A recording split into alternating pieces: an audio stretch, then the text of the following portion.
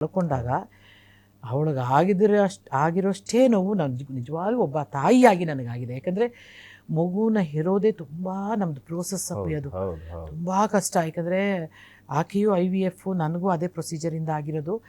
ನನಗೆ ಬಂದಿರೋ ಬಾಧೆ ನನಗೆ ಗೊತ್ತು. ಯಾಕಂದರೆ ನಾನು ಆ ಇಂಜೆಕ್ಷನ್ ತಗೊಂಡಾಗ ನಾನು ದಪ್ಪ ಆಗಿರೋದಾಗಿರಲಿ, ನನಗೆ ಹಾರ್ಮೋನಲ್ ಇಂಬ್ಯಾಲೆನ್ಸ್ ಆಗಿರಲಿ, ನಮಗೆ ಮೂಡ್ ಸ್ವಿಂಗ್ಸ್ ಆಗಿರಲಿ, ಅಥವಾ ನಾನು ಪಡ್ತಿದ್ದ ಕಷ್ಟ ಆಗಿರಲಿ, ಅದು ನನಗೆ ಗೊತ್ತು. ನಾನು ಆಕೆನೂ ಆ ಥರದ್ರಲ್ಲಿ ಮಾಡ್ಕೊಂಡ್ಲು ಅಂತ ಗೊತ್ತಾದಾಗಲೂ ಅಯ್ಯೋ ಈಕೆ ಏನೇನು ನಾವು ಅನುಭವಿಸಿದ್ಲಪ್ಪ ಅಂತಲೇ ನನಗೆ ಮನಸ್ಸಿಗೆ ಬಂದಿದ್ದು.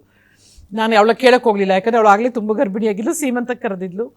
ಯಪ್ಪ ನಾನು ಈಗ ಹೇಳಬಾರ್ದು ಅದನ್ನೆಲ್ಲ ಅವಳ ಹತ್ರ ಅಂದ್ಬಿಟ್ಟು ನಾನು ಬರ್ತೀನಮ್ಮ, ಸಂತೋಷವಾಗಿರು, ಖುಷಿಯಾಗಿರು, ಏನು ನಾನು ಹೇಳೋಕ್ಕೆ ಸಾಧ್ಯನೋ ಅದನ್ನೆಲ್ಲ ಹೇಳಿದೆ. ಯಾಕಂತಂದರೆ ಆ ಪ್ರೋಸೆಸ್ಸೇ ತುಂಬ ಕಷ್ಟ Lakshmi. It is very very painful. ನಾನು ನಿಮ್ಮ ತಮಾಷೆನೂ ಮಾಡ್ತಿಲ್ಲ. ಇವತ್ತು 12 ಗಂಟೆಗೆ ನಾನು ಇಂಜೆಕ್ಷನ್ ತೊಗೊಂಡ್ರೆ ನೆಕ್ಸ್ಟ್ ಡೇ 12 ಗಂಟೆ ಎಕ್ಸಾಕ್ಟಾಗಿ ತೊಗೋಬೇಕು. ನಾನು ಎಲ್ಲಿದ್ದರೂ ಹೇಗಿದ್ದರೂ ಆ ಸಮಯದಲ್ಲಿ ಹೋಗಿ ಇಂಜೆಕ್ಷನ್ ಆನ್ ಟೈಮ್ ತೊಗೋಬೇಕು.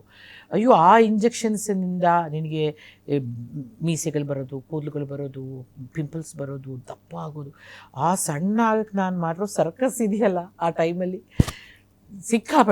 ಸಿಕ್ಕಾಪಟ್ಟೆ ನಮಗೆ ಮನಸ್ಸಿಗೆ ಮೈಗೆ ತುಂಬ ಒಂದು ಚಾಲೆಂಜ್ ಕೊಡುವಂಥ ಟ್ರೀಟ್ಮೆಂಟ್ ಅದು.